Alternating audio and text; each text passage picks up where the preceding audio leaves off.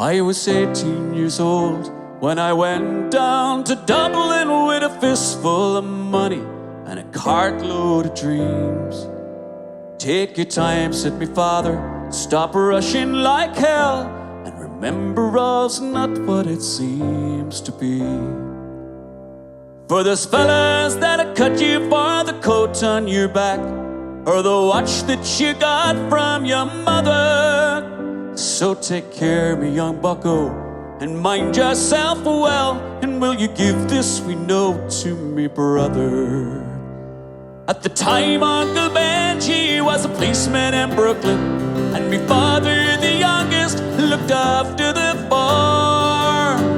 When a phone call from America said send the lad over, and the young fella said sure it wouldn't do any harm. For I spent me life working this dirty old ground for a few pints of porter and the smell of a pound. And sure, baby, there's something you learn or you'll see, and you can bring it back home. Make it easy on me.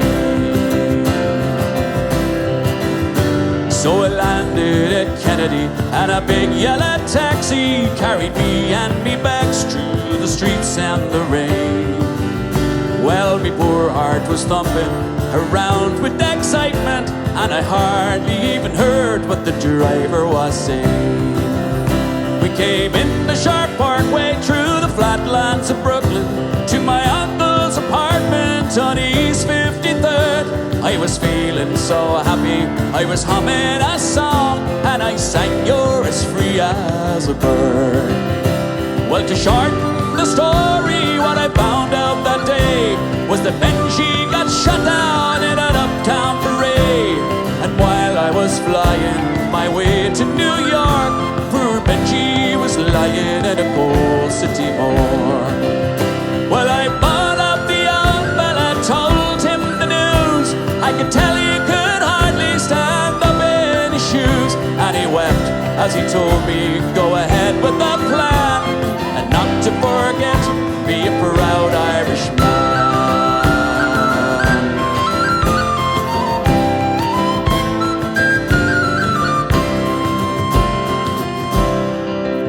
So I went up to Nellie's beside Bonham Road, and I started to learn about lifting the load.